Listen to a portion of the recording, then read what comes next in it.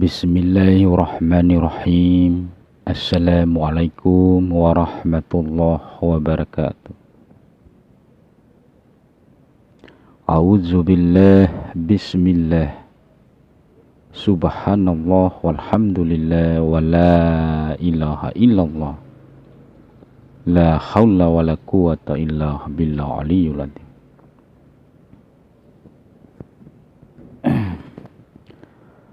Asyhadu an la ilaha illallah wa asyhadu anna muhammadar rasulullah. La ilaha illallah muhammadur rasulullah sallallahu alaihi wasallam. Allahumma salli ala sayyidina Muhammad wa ala alihi sayyidina Muhammad. Assalamu alayka ya Allahu akbar ya Rabbul izzati Rabbul alamin rahmatan lil alamin wa adam amirul mu'min. Assalamualaikum warahmatullahi wabarakatuh. Kepada saudara-saudaraku yang insyaallah dicintai Allah subhanahu wa ta'ala, insyaallah pada kesempatan ini saya akan membahas tentang sholat untuk menambah lagi, melengkapi video-video sebelumnya supaya lebih tambah lagi pemahaman, penjelasan dari saya, begitu maksudnya. Alhamdulillah, sebelum kita membahas tentang inti ataupun makna tentang sholat, marilah kita memberikan puji syukur atas kehadirat Allah subhanahu wa ta'ala yang telah memberikan rahmat dan hidayahnya kepada kita semua, sehingga kita dapat lagi berbicara, berdialog lewat channel ini, saudara. Dan tetap seperti biasa kita curahkan sholawat serta salam kepada junjungan kita Nabi besar Muhammad sallallahu alaihi wasallam, Nabi yang menjadi panutan bagi kita semua dunia wal akhirat, menjadi suri tauladan dan uswatun hasanah. Saudara-saudaraku yang insyaallah dicintai Allah subhanahu wa ta'ala, bagaimana sih maknanya tentang sholat? Apa sih fungsinya sholat dan apa sih tujuannya sholat itu? Jadi dalam konteks ini, dalam topik pembicaraan kita ini, kalau kita berbicara tentang sholat, artinya kita itu berbicara tentang kita menyembah. Menyembahnya kepada siapa? Tentu saja kepada Tuhan kita.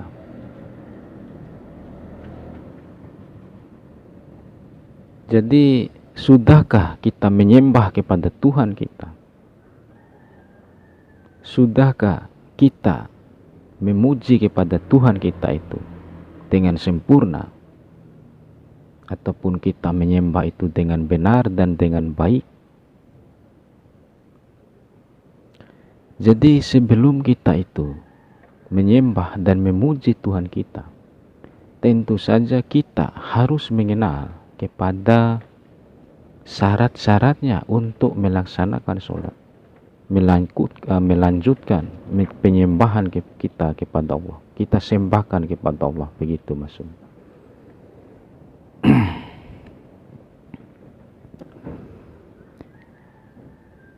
Jadi berbicara tentang sholat itu kita berbicara tentang waktu, tentang sifat kita.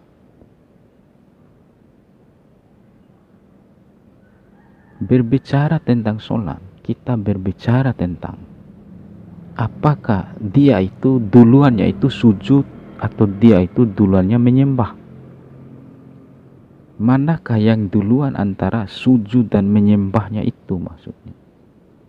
Apakah dia sujud atau dia itu menyembah? Begitu maksudnya. Jadi berbicara tentang sholat, berbicara tentang sifat, berbicara tentang waktu juga. Jadi secara hakikat, mohon maaf, ini kan khusus kaum hakikat ya. Kalau kaum awam silahkan saja. Kalau tidak paham bertanya saja sama orang yang paham. Berbicara tentang sholat, berbicara tentang sifat. Sifat yang manakah yang duluan ada kita itu pada awal mulanya itu? Berbicara tentang sholat, berbicara tentang waktu. Waktu yang manakah yang awal mulanya lahirnya sholat itu? Sifat yang manakah yang awal mulanya yang tercipta dalam diri kita ini ataupun terbentuk diri kita ini? Begitu maksudnya. Kemudian kalau kita memperhatikan secara syariat tarekat hakikat ma'rifatnya nanti, insya Allah kita itu sempurna kalamnya, syahadatnya.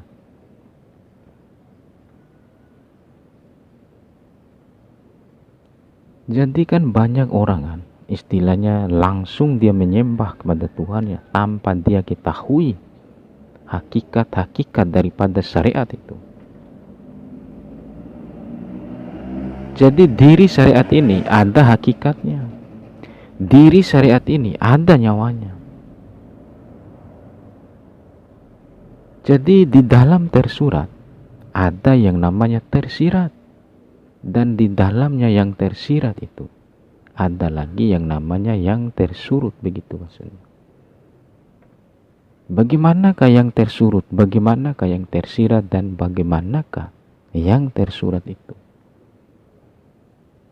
Tersurat itu yang nampak, tersirat itu yang tidak nampak di balik yang tersurat itu. Terus tersurut itu rahasianya itu ada di balik tersiratnya itu. Kalau kita mengkaji mulai dari tersurat, tersirat, dan tersurut, itu ada maknanya. Ibaratnya di dalam diri kita ini ada ruh, ada nyawa kan? Tetapi namun nyawa dan ruh yang ada di dalam diri kita ini tidak pernah kita itu melihat. Karena mereka ini sifatnya itu tiada. Yang ada itu hanya zahir kita saja. Sehingga kelihatanlah yang namanya ruh ataupun nyawa itu. Dia bisa berbicara, melihat, dan lain sebagainya. Sebenarnya itu rohnya itu connect dia itu.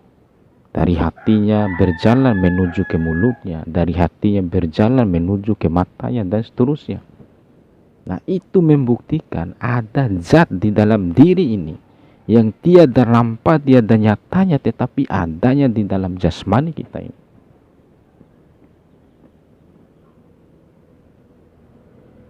Nah, itulah makna mulai dari tersurat, tersirat, dan tersurut.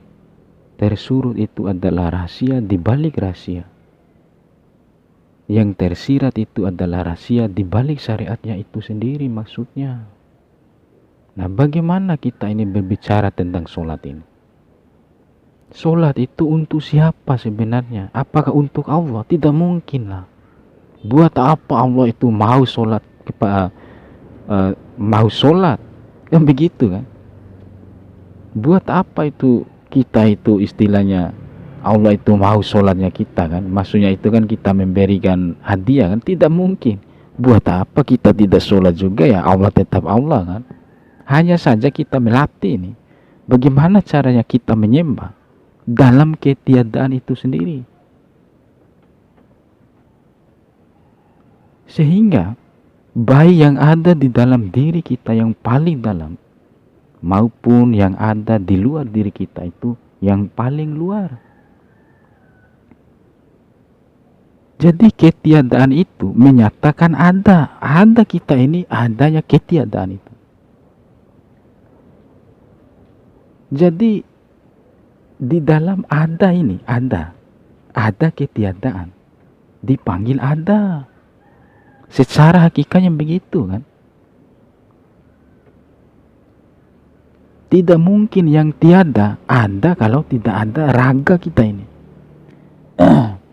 Jadi raga ataupun jasad kita ini membuktikan ketiadaan itu nyata dan ada pada kita ini.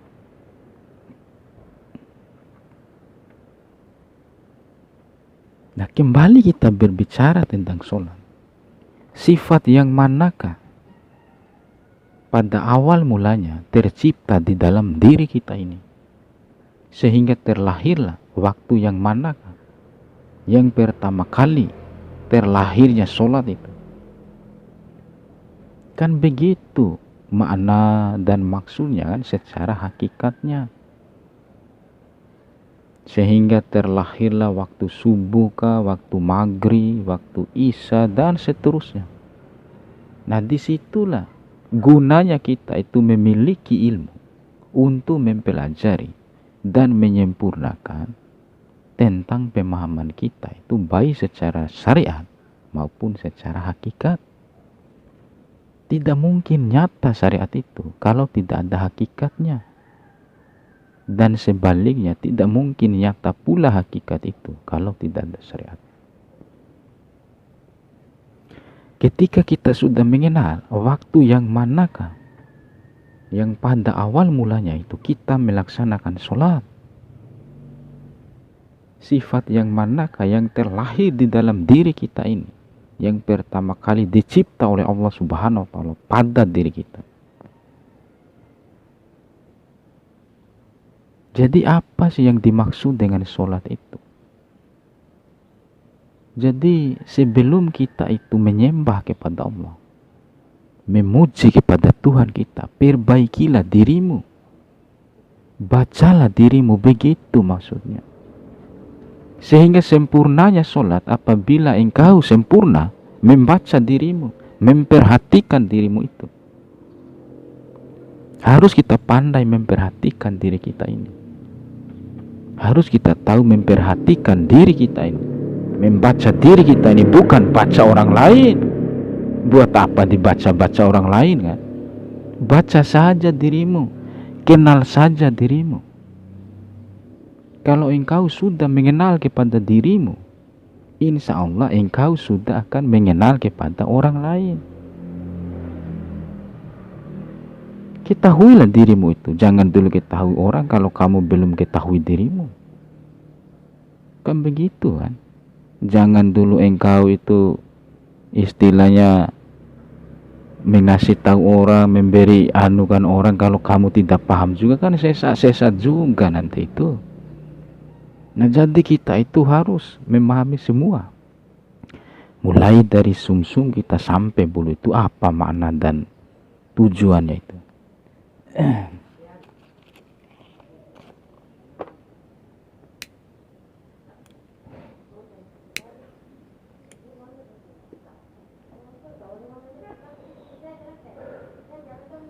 Kalau kita tidak paham semua itu, artinya sholat kita itu tidak sempurna. Harus kita itu bisa menciptakan sholat itu supaya sempurnanya itu. Kalau kita sholatnya sudah sempurna, insya Allah menjadi tiang daripada agama itu adalah sholatnya. As-sholatu imaduddin. Tiang agama itu adalah sholat. Ketika engkau bisa menciptakan sholatmu dan menyempurnakan sholatmu itu. Sifat yang mana yang duluan ada di dalam diri kita ini, ataupun waktu yang mana yang duluan ada pada saat waktu sholat itu. Pada waktu subuh kah, waktu maghrib kah? Kan begitu kan, selesai itu sudah sholat, baru kita itu berpuasa. Selesai sudah kita berpuasa, baru kita itu mengeluarkan zakat. Selesai mengeluarkan zakat kita itu, baru kita itu naik haji bila mampu. Kalau tidak mampu, haji saja di dalam dirimu. Haji saja di dalam kampungmu, halamanmu itu maksudnya. Islam itu indah damai. Islam itu tenang, senang Islam itu. Santai bro. Tidak ada yang susah di dalam ajaran Islam. Hanya saja manusia tidak mau dia itu belajar, tidak mau dia itu berpikir. Adapun dia mau belajar, adapun dia mau berpikir, tetapi dia mau melewati lagi guru-gurunya itu, mau melewati lagi orang-orang yang pintar lagi, baru dia mengetahui sudah mau melewati orang-orang pintar lagi. Sudah pada ngaco juga sebenarnya itu. Baru dia mengenal Muhammad, langsung dia mengatakan Muhammad ini adalah Tuhan saya, katanya. Inilah yang tidak diterima kan. Adanya channel YouTube ini kita manfaatkan untuk membagi inspirasi kita ini, membagi ilmu pengetahuan kita ini, khususnya kepada kaum muslimin. Jadi kita menggunakan channel ini, menggunakan YouTube ataupun internet, kita manfaatkan untuk membagi dan menambah referensi itu. Maksudnya bukan kita ini mau mempromosikan diri, mau memperlihatkan diri saya ini ganteng kak jele, kan begitu kan. Jadi ketika kita ikhlas menyampaikan sesuatu lewat channel ini, memperalat channel ini, insya Allah Allah juga itu ridho dan senang kepada kita.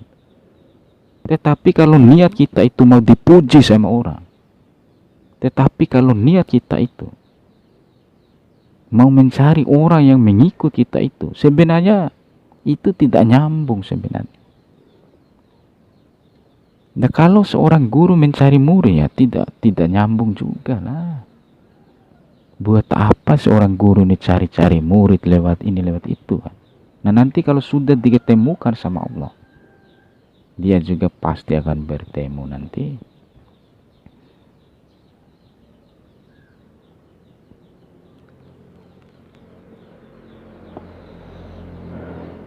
Guru yang cerdas, guru yang jenius, dia tidak mencari muridnya lewat channel YouTube ini. Tidak dia mencari lewat seperti ini, saudara.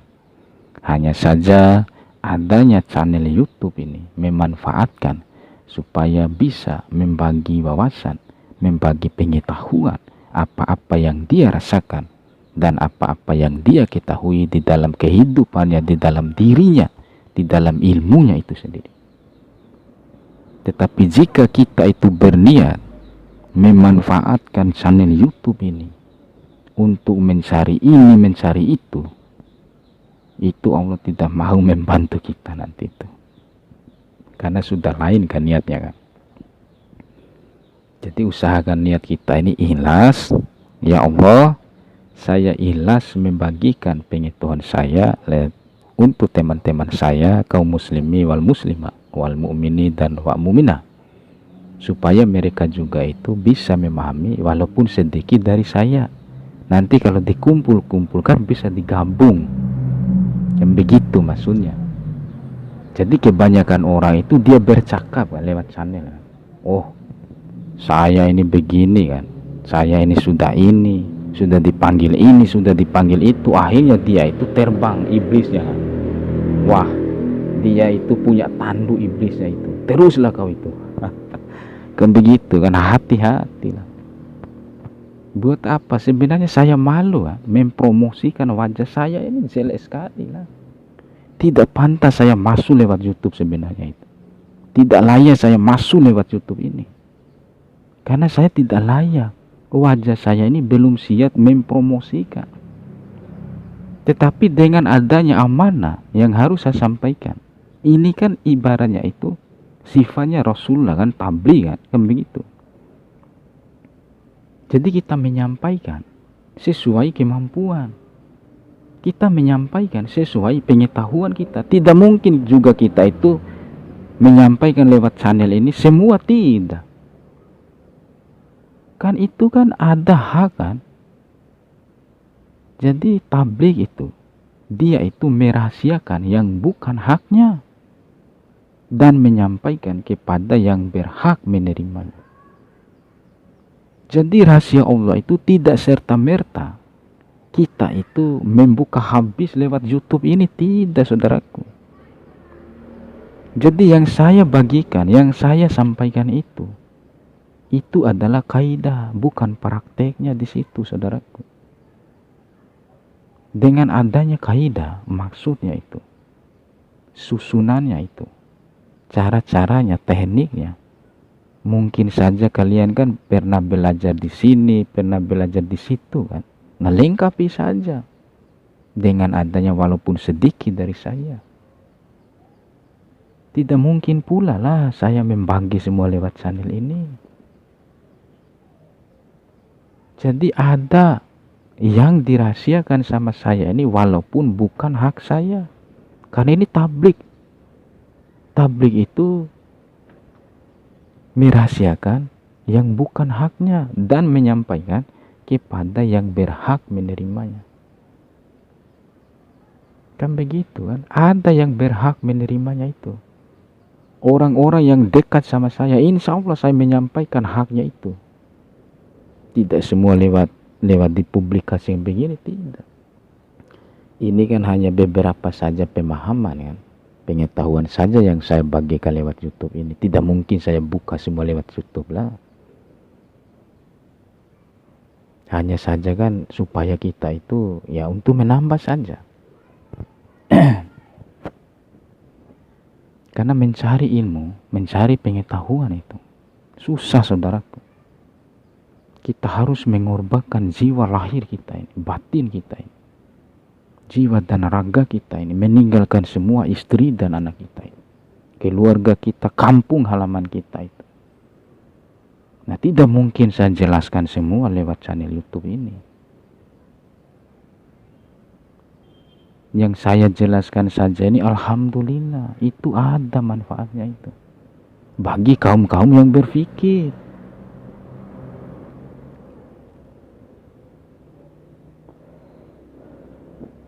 Kalau kita bagi semua rahasia Allah, nah itu sudah salah total itu. Artinya dia itu sudah sombong sebenarnya. Salah penyampaiannya, sebab rahasia Allah itu tidak bisa dihambur-hamburkan semua. Ada batasnya yang dia rahasiakan, ada batasnya pula yang dia sampaikan, begitu maksudnya. Baik saudaraku, insya Allah kita lanjut. Apa yang dimaksud dengan sholat? Buat apa itu sholat? Sholat itu untuk siapa dan bagaimana itu sholat? Jadi apakah sholat itu buat Allah? Bukan buat Allah. Sholat itu adalah kebutuhan untuk melatih diri kita ini, supaya jasmani kita ini tunduk kepada Tuhannya. Itu maksudnya itu. Kita sembahkan diri kita ini untuk tunduk kepada Tuhannya itu. Bukan berarti sholat ini untuk Allah. Bukan. Buat apa? Allah itu sudah kuasa tidak membutuhkan sholat. Hanya saja kita itu kebutuhan dalam kehidupan kita ini, melatih jasmani kita ini supaya tunduk kepada Tuhannya. Coba kan kalau kita pikirkan menyembah dengan ketiadaan. Apa yang dimaksud dengan ketiadaan itu? Kita kan tidak pernah lihat kan yang namanya malaikat, yang namanya Allah dan lain sebagainya. Nah, jadi Allah menciptakan perasaan ini yang tembus bisa merasakan. Nah, ketika kita itu ruku, sujud dan duduk itu, artinya kita itu istilahnya kita sembahkan diri kita ini kepada Tuhan kita. Artinya kita sadar, ya Allah, memang hamba ini adalah hamba. Hamba akui bahwa hamba ini adalah yang dicipta oleh Engkau, ya Allah. Maka inilah hamba. Hamba sujud kepada Engkau, ya Allah. Hamba tunduk kepada Engkau, ya Allah. Bukan kita sujud di atas saja dah, bukan. Bukan kita sujud di atas tanah, di atas tehel, bukan. Yang maksud dengan sujudnya itu sujudkan semua akal kita, pikiran kita, hati kita, perasaan kita itu, penglihatan kita, kita sujudkan semua. Kepada siapa? Kepada Tuhan kita itu. Barulah Tuhan kita itu melihat perbuatan ciptaannya. Inilah ciptaanku yang tunduk kepadaku. Niscaya aku akan memberikan cinta kepadanya. Insya Allah kan. Begitu maknanya itu. Jangan kita jadikan sholat ini sebagai alasan. Ada kerja, tiba-tiba masuk waktu sholat. Tunggu dulu Pak, saya ini sholat dulu katanya.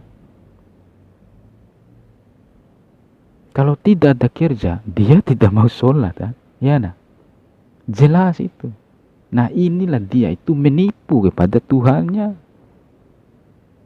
Kan banyak kan orang yang menipu kepada Tuhannya itu. Tiba waktunya masuk nih waktu sholat. Saya ini mau sholat dulu Pak. padahal lagi sibuk kerja ini.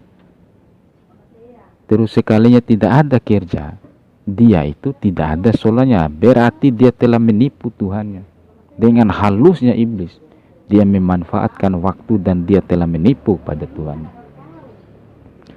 Karena sholat itu, dia itu tidak ada hitungan waktu, tidak ada hitungannya hari kah, tidak mengenal waktu sebenarnya sholat itu. Buat apa kita jadwal-jadwalkan? Kalau engkau benar-benar sungguh sholat kepada Tuhanmu, sujud kepada Tuhanmu, janganlah engkau itu hitung untuk waktunya. Sebab Allah memberikan zat semua yang ada di dalam diri kita ini tanpa hitungan, saudara. Maka di situ kita itu tidak usahlah kita hitung-hitung. Tidak usahlah kita itu harus menunggu waktu ini, waktu itu. Tidak mengenal waktu sholat itu. Jalan terus dia itu. As-sholatu li zikrillah, sholatlah mengingatlah Allah. Jadi banyak kan yang sujud di atas sajadah ini, seakan-akan dia itu bagaimana ya, bukan kepalamu yang disujudkan dalam sholatnya itu, tetapi semua hasil ciptaannya Allah ini, afalnya ini, perbuatannya ini, kita itu sujudkan, kita itu tundukkan semua kepada Tuhan kita, saudara. Baik yang ada di dalam diri kita yang paling dalam, maupun yang ada di luar diri kita yang paling luar. Jadi mereka itulah yang kuasai diri kita ini. Dengan ketiadaan. Dengan ketiadaannya itu, dia itu mengatakan ada, terlahirlah penjahiran terhadap diri kita ini. Diri kita ini yang mengandung semua itu. Tetapi kita ketika tidak mau mensujudkan pikiran kita, akal kita, hati kita, perasaan kita ini, maka disitulah iblis itu ketawa sama kita. Inilah temanku, kata iblis itu. Inilah saudaraku, kata iblisnya itu. Di waktu itulah dia rasuki semua penglihatannya, pendengarannya, perkataannya, semua. Apakah dikatakan manusia itu? Tidak mungkin lah. Itulah manusia yang berwujud iblis dan yang berwujud setan. Tidak semua jasmani itu. Jasmani tidak semua manusia menjadi manusia.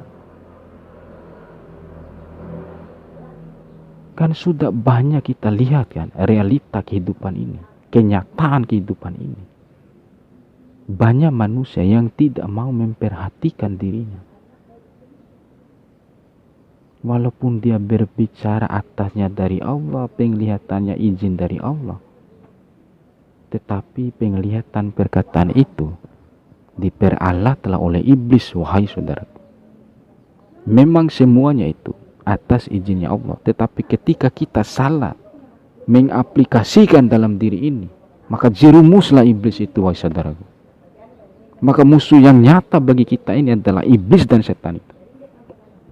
Orang yang berilmu, yang tinggi ilmunya, dia tidak akan pernah mau marah kepada siapapun itu. Walaupun dia marah, pasti dia itu sifatnya Ar-Rahman, Ar-Rahim, sifatnya kasih sayang. Jadi bukan Allah itu istilahnya kasih sayang, marah-marahi.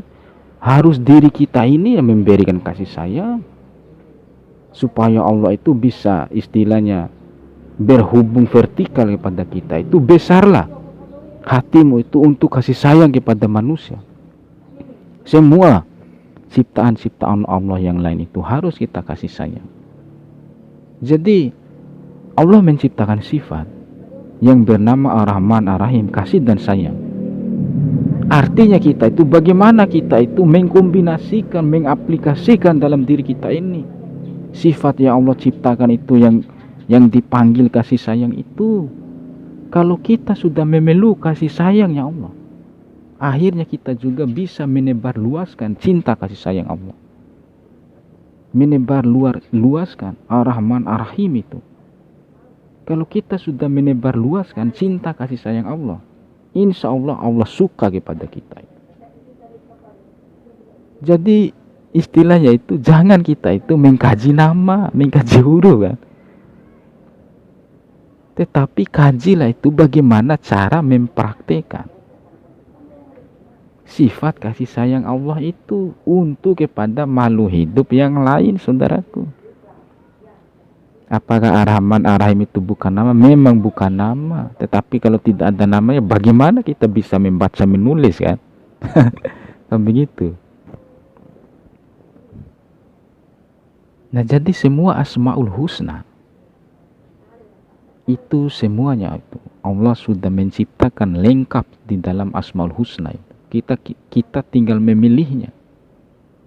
Bagaimana untuk menggunakan Ar-Rahman kah, Al-Qudus kah, Al-Malik, Al-Awal, Al-Akhir, Al-Jahir, Al-Batin.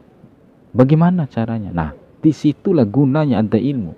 Supaya kita itu bisa istilahnya mengaitkan di dalam diri kita ini, mengaplikasikan dalam diri ini, menyatukan dalam diri kita ini. Bagaimanakah yang awal itu? Bagaimanakah yang akhir itu? Bagaimanakah yang jahir itu? Bagaimanakah yang batin itu? Bagaimanakah Ar-Rahman itu? Bagaimanakah Ar-Rahim itu? Bagaimana Al-Qudus itu? Semua perlulah kita itu mengkaji, saudaraku. Secara syariat Ar-Rahman Ar-Rahim itu kasih sayang Allah. Bagaimana caranya itu? Supaya Allah itu mengisbatkan kepada diri kita ini, zat keangkuhan diri kita ini, untuk mengisbatkan sifat kasih sayangnya kepada diri kita ini. Aku serahkan zat keangkuhan diriku kepadamu, ya Allah, dengan namaku. Perkenankanlah diri hambamu ini, ya Allah, untuk mengisbatkan, untuk menghendaki sifatmu yang engkau telah ciptakan. Itu yang namanya Ar-Rahman Ar-Rahim. Sehingga terlahirlah di dalam diri kita ini, maka terlahirlah cinta kasih sayang kita kepada siapapun itu, hai saudara. Supaya kita itu dengan adanya channel ini, kan kita bisa dialog, kan? Kan enak, kan? Walaupun saya tidak melihat wajah-wajah orang, tetapi yang dibutuh ini suara, kan? Saya pakai handset ini supaya suara saya itu keluar. Apakah saya suara? Bukan. Bukan juga suara saya ini. Apakah saya ini nama? Bukan juga. Siapa? Ya makhluk lah. Saya ini makhluk ciptaan Allah. Selesai jawabannya. Tidak usah kita rumit, wahai saudaraku. Itu intinya adanya channel ini. Kita memperalatkan, kita memanfaatkan untuk bisa berdialog, membagi pengetahuan ataupun ilmu yang kita dapat ini, baik di dalam diri maupun di luar diri. Itu manfaatnya. Kembali lagi pada sholat itu. Ketika kita mengetahui waktu yang manakah yang pertama kali ada di dalam diri kita ini, ataupun sifat yang mana yang ada di dalam diri kita ini, insya Allah sholat kita itu bisa sempurna.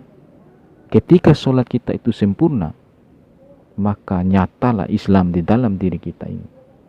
Ketika sholat kita itu sudah kita ciptakan sempurna-sempurnanya, sebaik-baiknya, sebenar-benarnya, maka diwajibkan atasmu untuk berpuasa, wahai saudaraku. Buat siapa itu puasa itu? Untuk siapa puasa itu? Sholat ini untuk siapa sebenarnya? Kan bukan untuk siapa-siapa. Untuk melatih dirimu itu tunduk kepada Tuhanmu. Kan begitu kan jawabannya. Melatih semua pikiranmu, akalmu, hatimu, perasaanmu, perkataanmu untuk tunduk kepada Tuhanmu yang telah menciptakanmu. Bukan untuk siapa-siapa.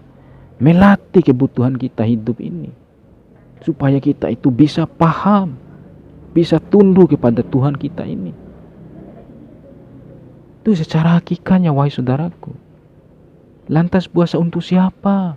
Melatih juga diri kita ini, saudaraku. Kalau kita sudah bisa menciptakan puasa, menyempurnakan puasa, maka diwajibkan atasmu untuk mengeluarkan zakatmu. Kan begitu lagi susunannya itu, sampai kita itu mendapatkan haji. Untuk siapa puasa itu? Bukan untuk siapa-siapa. Untuk melatih diri kita ini. supaya hati kita itu sabar, tawakal, tabah kepada Allah, supaya nafsu kita itu tidak kuat dalam diri kita ini, sehingga Allah menghendaki diri kita itu dalam waktu 30 hari untuk menahan makanan ini, minuman ini kan. Tetapi kebanyakan orang itu 1 hari dia tidak makan, dia dendam lagi. Dia dendam lagi sama makanan minuman itu, sehingga dia itu banyak sekali lagi pengeluarannya karena mau beli ini, mau beli itu kan. Saking kenapa? Saking laparnya 1 hari itu.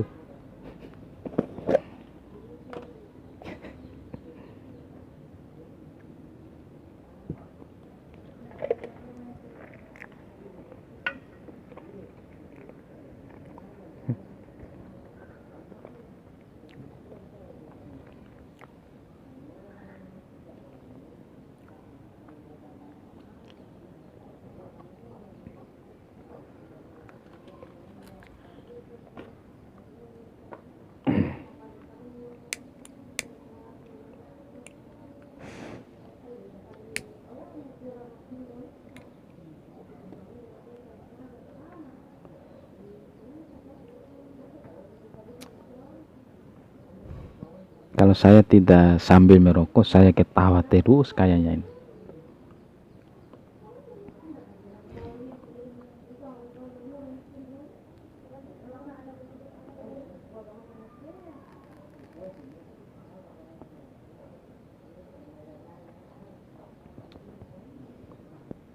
Jadi begitulah ceritanya, wahai saudaraku. Karena dia saking laparnya 1 hari itu, sehingga dia dendam sama makanan itu. Dia dendam pula pada minuman itu. Dia memberikan makanan ini, membelikan makanan ini, membeli minuman ini, dan semua hampir penuh meja makannya. Kemudian setelah dia makan, mau dia hantam semua lagi meja-meja yang ada di depannya itu.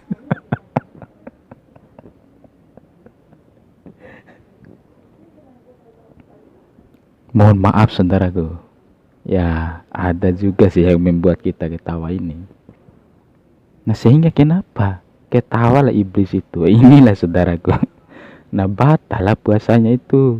Lagi-lagi Allah mengatakan, nah macam mana pula ini hamba saya ini. Puasa bagaimana inilah. Dia dendam sama makanan, dendam sama minuman kan. Jadi puasa itu melatih diri kita ini, lahir batin kita ini. Bukan berarti kita puasa menahan haus dan lapar. Jadi semua itu dilatih. Diri zahir kah, diri batin kah, diri sir kah, nafsu kah, semua yang ada, baik yang ada di dalam diri maupun yang ada di luar diri, itu harus dilatih. Untuk siapa puasa itu? Bukan buat siapa-siapa, untuk melatih jiwa dan ragamu, supaya engkau itu bisa mengendalikan nafsumu, bisa mengendalikan pikiranmu itu, bisa mengendalikan akalmu, bisa mengendalikan semua indera-indera yang diberikan oleh Allah Subhanahu wa Ta'ala. Karena dengan cara itulah iblis itu akan tunduk kepada kita itu. Coba saja kan, tidak makan kan 1 hari itu, besok lagi tidak makan lagi, tidak kuat iblisnya. Walaupun engkau melihat ini, melihat itu, nah disitulah keuntungannya untuk melatih diri zahir, diri batin kita itu. Jadi sholat itu bukan buat siapa-siapa saudaraku, melainkan untuk melatih jiwa dan raga kita ini, supaya kita bisa tunduk taat kepada yang maha kuasa, supaya tunduk kepada Tuhan yang maha kuasa.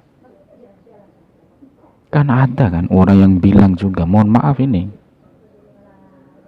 tetapi saya tidak salahkan, sah saja, tidak ada masalah. Sholat ini buat Allah katanya, sah saja, itu kan menurut keyakinannya, ya silakan, monggo kan. Tetapi istilahnya, pandangan saya ini, sholat itu untuk kebutuhan kita. Nah disitulah Allah itu membuat kita itu sholat, menciptakan sholat itu supaya kita bisa mengenal, bisa tunduk kepada Tuhan kita. Yang namanya Islam kan ada kan 5 dasar kan. Dia setelah selesai syahadat, baru dia itu diwajibkan atanya untuk sholat. Jadi sebenarnya tidak ada hitungan dalam waktu sholat itu, tiada hentinya sebenarnya. Hanya saja kan kita ini kan secara syariat kan, sudah waktunya asar kita sholat asar kan, waktu ini sholat ini kan. Nah sebenarnya hakikatnya tiada hentinya saudara. Dia itu ingat terus, vertikal terus kepada Tuhannya.